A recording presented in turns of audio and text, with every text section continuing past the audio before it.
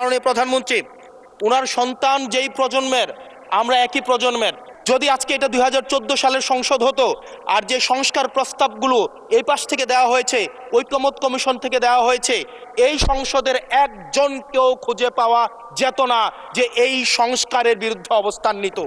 এবার বাবাকে নিয়ে মুখ খুললেন জাইমা রহমান। তারেক রহমান এবং রুমিন ফারহানার গোপন তথ্য ফাঁস।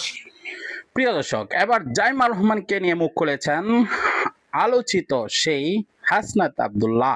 সংসদে সেই আলোচনা এনেছেন।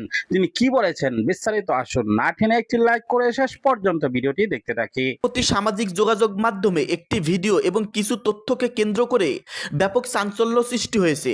দাবি করা হচ্ছে বাংলাদেশের বর্তমান প্রধানমন্ত্রী তারেক রহমান এবং সংসদ সদস্য ব্যারিস্টার রুমিন ফারহানার ব্যক্তিগত সম্পর্ক নিয়ে কিছু গোপন তথ্য ফাঁস হয়েছে। এই ঘটনাকে কেন্দ্র করে তারেক রহমানের কন্যা জাইমা রহমানের একটি আবেগঘন ভিডিও ইন্টারনেটে ছড়িয়ে পড়েছে, যেখানে তাকে অশ্রুসিক্ত চোখে নিজের বাবা এবং রুমিন ফারহানাকে নিয়ে কঠিন কিছু মন্তব্য করতে দেখা যাচ্ছে বলে দাবি করা হয়। ভিডিওটিতে জাইমা রহমানকে দেশবাসীর উদ্দেশ্যে বিশেষ বার্তা দিতে দেখা গেলেও সচেতন মহল এবং প্রযুক্তি বিশেষজ্ঞদের মতে এটি তথাকথিত এআই জেনারেটর বা প্রযুক্তির মাধ্যমে তৈরি করা ভুয়া ভিডিও হতে পারে। রাজনৈতিক বিশ্লেষকদের মতে প্রতিপক্ষকে সামাজিকভাবে হেয় প্রতিপন্ন করার উদ্দেশ্যে প্রায়ই এই ধরনের স্পর্শকতার ও ব্যক্তিগত আক্রমণাত্মক কন্টেন্ট সামাজিক মাধ্যমে ছড়িয়ে দেওয়া হয়।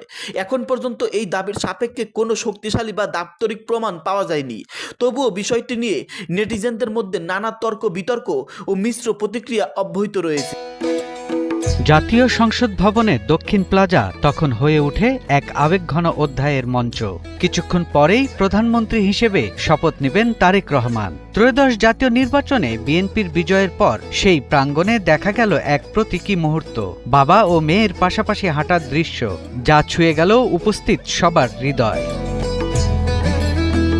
ফিরোজা রঙের শাড়িতে স্নিগ্ধ ও আত্মবিশ্বাসী উপস্থিতিতে জাইমা রহমান যেন বহন করছিলেন এক ঐতিহ্যের আলো। তার চোখে মুখে ছিল দৃঢ়তা, ভেতরে ছিল আবেগের ঢেউ। পাশে হাঁটছিলেন তার বাবা, শীর্ষ নেতৃত্বে থাকা তারেক রহমান, যার রাজনৈতিক সংগ্রাম, নির্বাসন আর প্রত্যাবর্তনের গল্প আজ নতুন করে বিজয়ের অধ্যায়ে পৌঁছেছে। দক্ষিণ প্লাজার সিঁড়ি বেয়ে ওপরে ওঠার সময় মুহূর্তটি যেন হয়ে উঠেছিল প্রতীকী, এক প্রজন্ম থেকে আরেক প্রজন্মে আদর্শের উত্তরাধিকার হস্তান্তরের দৃশ্য। বিজয়ের উচ্ছ্বাসের মাঝেও বাবা মেয়ের নীরব বোঝাপড়া, মৃদু হাসি আর চোখের ভাষা স্পষ্ট করে দিচ্ছিল পারিবারিক বন্ধনের গভীরতা। অনেকেই বলছিলেন জাইমা রহমানের উপস্থিতিতে যেন ফিরে এসেছে বেগম খালেদা জিয়ার প্রতিচ্ছবি। তার চলাফেরার ভঙ্গি, দৃঢ় দৃষ্টি আর সংযত অভিব্যক্তিত্বে ছিল সেই পরিচিত রাজনৈতিক ব্যক্তিত্বের ছায়া, যিনি দীর্ঘদিন ধরে দেশের রাজনীতিতে আপসীন নেতৃত্বের প্রতীক। যেন ইতিহাস নতুন করে নিজেকে আবিষ্কার করছে। ত্রয়োদশ জাতীয় নির্বাচনে বিএনপির বিজয়কে ঘিরে দলীয় নেতাকর্মীদের উচ্ছ্বাস ছিল চোখে পড়ার মতো। তবে সেই রাজনৈতিক আবহের মাঝেও দক্ষিণ প্লাজার বিকেলটি মনে করিয়ে দিল রাজনীতির পেছনে থাকে পরিবার, ত্যাগ আর ভালোবাসার গল্প। বাবার পাশে মেয়ের পদচারণা শুধু একটি দৃশ্য নয়, এটি ছিল এক ধারাবাহিকতার বার্তা। সংগ্রাম থেকে সাফল্য, প্রজন্ম থেকে প্রজন্মে আদর্শের যাত্রা। মাননীয় প্রধানমন্ত্রী ওনার সন্তান যেই প্রজন্মের, আমরা একই প্রজন্মের।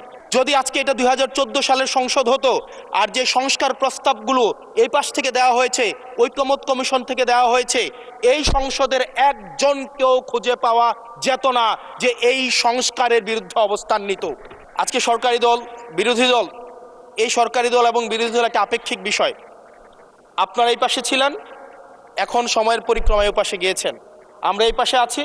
যদি জনগণ চায়, আমরা যদি মানুষের ম্যান্ডেট নিয়ে এগিয়ে যেতে পারি, তাহলে সময়ের পরিবর্তনে এই সিট পরিবর্তন হবে। এই সংসদে বসে, এসি রুমে বসে, এসি গাড়িতে চলে, মিনিস্ট্রির এসিতে বসে, বাসার মধ্যে 24/7 আনইন্টারাপ্টেড ইলেকট্রিসিটির মধ্যে থেকে জনগণের সমস্যা বোঝা যায় না। সংসদে যখন আমরা দাঁড়াই, আমরা জনগণের সমস্যা অনুধাবন করতে পারি না।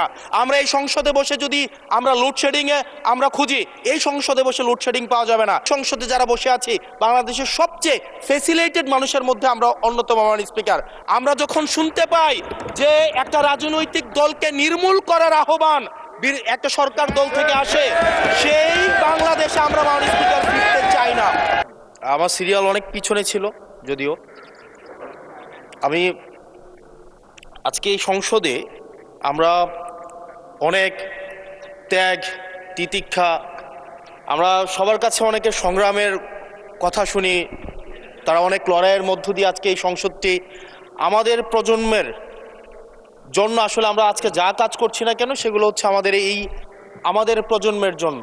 আপনারা যে কাজগুলো করছেন, যে দায়িত্বটা নিয়েছেন, এই দায়িত্বের ফলভোগী বা সুবিধাভোগী কিন্তু আমাদের এই প্রজন্ম। মাননীয় স্পিকার, আমরা খুব আশাহত হই যখন এই সংসদ এত রক্ত, এত লড়াই, এত ত্যাগের পরে আজকে যখন এই সংসদটি গঠিত হয়েছে, কিন্তু এই সংসদ আবার আগের যেই ভিশিয়াস সাইকেল, দোষারোপের যেই সাইকেল, একজনকে বিভিন্ন ট্যাগিংয়ের যেই সাইকেল, মত দমনের নামে, বিরোধী মত দমনের নামে মামলার যেই সাইকেল, আমরা সেইখানে আবার চলে গিয়েছি। ক্যাম্পাসগুলো আবার আনরেস্টের দিকে যাচ্ছে, অস্থিতিশীল পরিবেশ সৃষ্টি হচ্ছে, বিরোধী দল মত দমনের জন্য মামলা করা হচ্ছে, প্রতিমন্ত্রীকে ফেসবুকে লেখার কারণে বাসা থেকে তুলে নিয়ে আসা হচ্ছে, হুইপকে সমালোচনা করলে বাসা থেকে তুলে নিয়ে আসা হচ্ছে। আবার আমরা আগের সংস্কৃতিতে আমরা চলে যাচ্ছি, যেখানে মাননীয় প্রধানমন্ত্রী নিজে কার্টুন শেয়ার করে বিভিন্ন স্যাটায়ার, বিভিন্ন মকারিকে প্রমোট করছে, বিরোধী মতকে প্রমোট করছে। সেইখানে এই সংসদ গঠিত হওয়ার পর থেকে আজকে পর্যন্ত 9টা ঘটনা ঘটেছে, যেখানে মত প্রকাশের জন্য আজকে বাসা থেকে তুলে নিয়ে আসা হয়েছে। মাননীয় স্পিকার, আমরা মত প্রকাশের স্বাধীনতা চাই। মত প্রকাশের স্বাধীনতা আগেও ছিল, মত প্রকাশের স্বাধীনতা আওয়ামী লীগের সময় ছিল, তবে সেটা সহমত প্রকাশের স্বাধীনতা। আমরা এই পার্লামেন্টের পরে আমরা শুধুমাত্র মত প্রকাশের স্বাধীনতা নয়, আমরা দ্বিমত প্রকাশের স্বাধীনতা চাই। আমরা এখানে দাঁড়িয়ে মাননীয় প্রধানমন্ত্রীর সমালোচনা করতে চাই। আমরা নির্ভয়ে ফেসবুকে আমরা ব্যাকস্পেস ব্যবহার করতে চাই না, কিন্তু আবার একটা ভয়ের পরিবেশ সৃষ্টি করা হচ্ছে, আবার একটা আতঙ্কের পরিবেশ সৃষ্টি করা হচ্ছে। আমরা দেখলাম সিলেক্টিভ এক ধরনের বিরোধিতার পরিবেশ তৈরি করা হচ্ছে। আমাদের সমাজের যারা গ্রহণযোগ্য এক ধরনের পলিটিক্যালি এলিট শ্রেণীর নারীদেরকে নিয়ে যখন সমালোচনা করা হয়, তখন সেটাকে নারীদের বিরুদ্ধে এটাকে বিবেচনা করা হয়।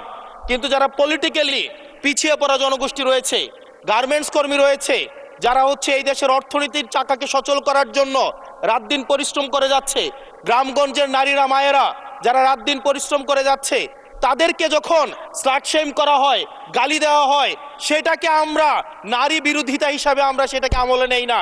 এই ধরনের সিলেক্টিভ নারী বিরোধিতা করা, এই ধরনের সিলেক্টিভ নারী সমালোচনা করার যেই ধরনের প্রবণতা রয়েছে, সেই জায়গাগুলো। প্রিয় দর্শক, সম্পূর্ণ ভিডিওটি দেখলেন, বুঝতে পেরেছেন ভিডিওটি গুরুত্বপূর্ণ। আমরা বুঝতে সকল আপডেট এবং ব্রেকিং নিউজ আপনাদের মাঝে প্রচার করি, এটা হলো আমাদের লক্ষ্য উদ্দেশ্য।